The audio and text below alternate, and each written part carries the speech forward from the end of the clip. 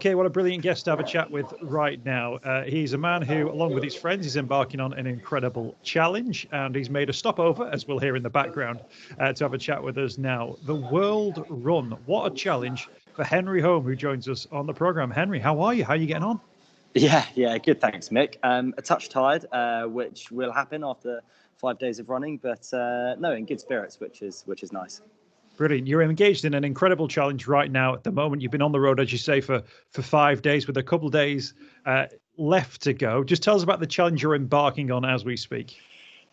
So we are running 240 miles from Liverpool to London. So we're averaging about 30 miles a day at the moment, and it's going to take us 8 days. And the reason why we're doing this is because, we're doing it to raise awareness for men's mental health.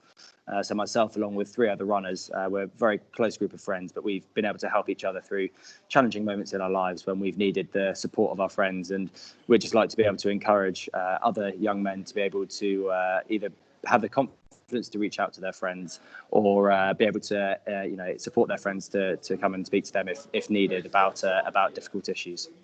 You're running with Andrew, with Conor and Chris as well. Is everybody doing okay? Is everybody keeping up? Is anyone dragging you back? Is anyone racing too far in front? No, we're timing it quite well.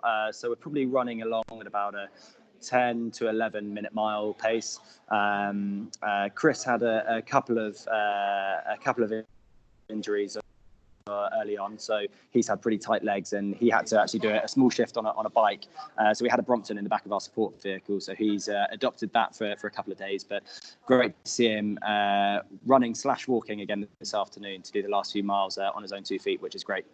It's an incredible challenge that you're undertaking, running Liverpool to London. I'm not sure if there's a record or if anyone's ever tried it before, but just explain what it was that you were going to do, because Liverpool to London's a challenge. You were going to, in a pre-lockdown, pre-COVID world, going to take on something which was frankly astonishing. Just tell us about the 6-6 challenge.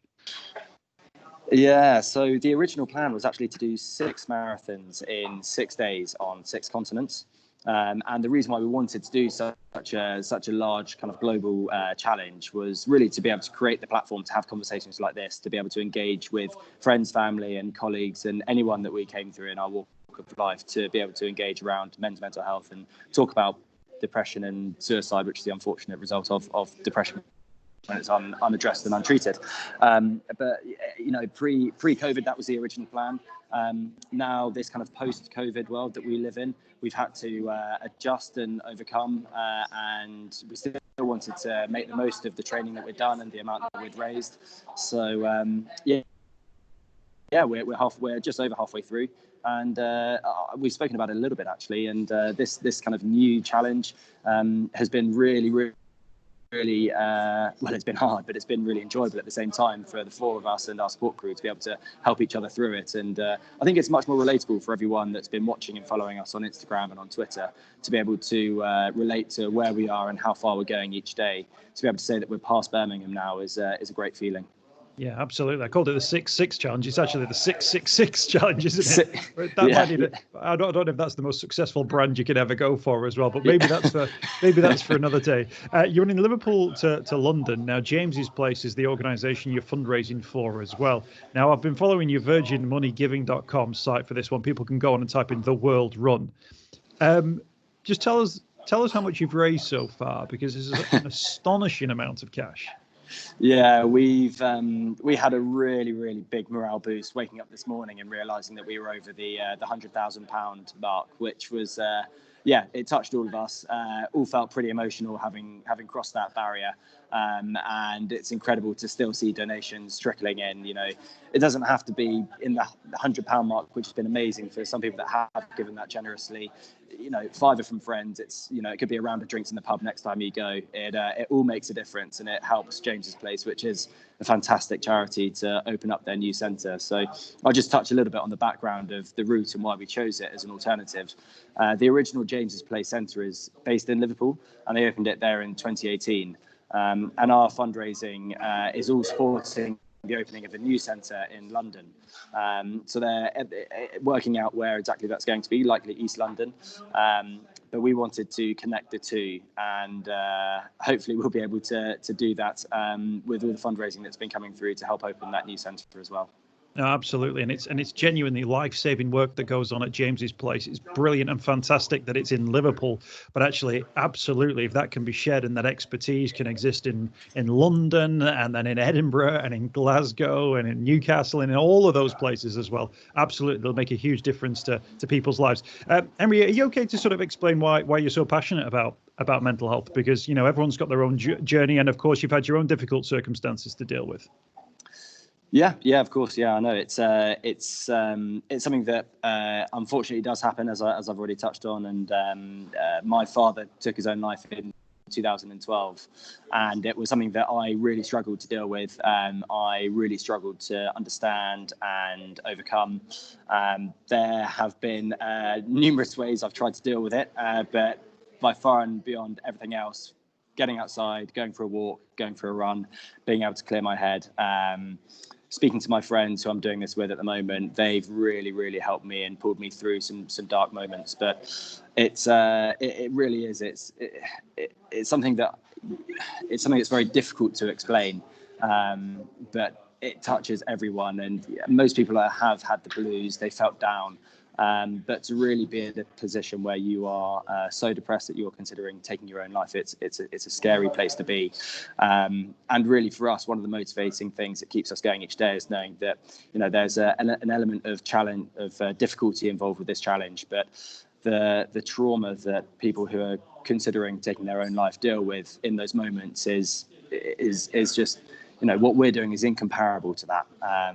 So we really have that, we've got to put one foot in front of the other to kind of get through each day. And I think that's something that can really put suicide in perspective, which is a difficult topic for a lot of people to talk about.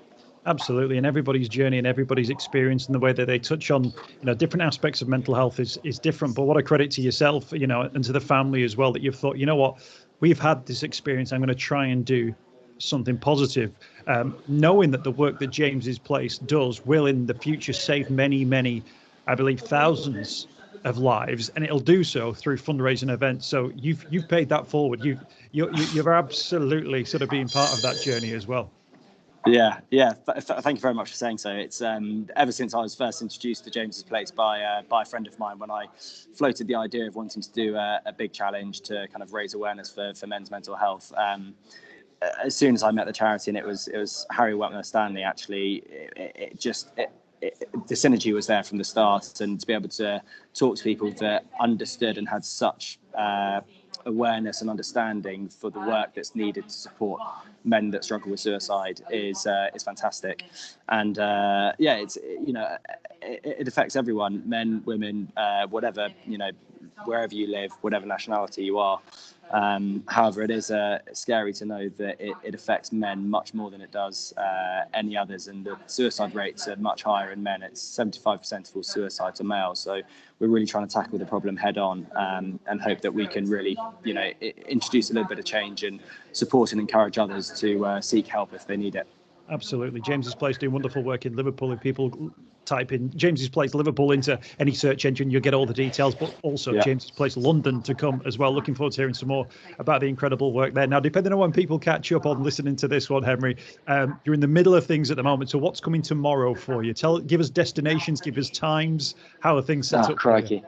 Oh, crikey. We haven't. We're actually just about to do the briefing, so I might be a bit loose on things. But where are we? So we've done day 5. We're going into day 6. I think that's going to take us down to Milton Keynes. Day 7 is then Milton Keynes into Watford, and day 8 is Watford round into London. So yeah, we'll be finishing around Milton Keynes tomorrow. That'll be another 30 miles through. And then penultimate day, we've got the confidence in knowing that it's only one more night in the campsite. And then the final day, it's the home stretch. So we've got a few ways just to break it down into bite-sized pieces without thinking too much about the 90 miles that we've got coming our way.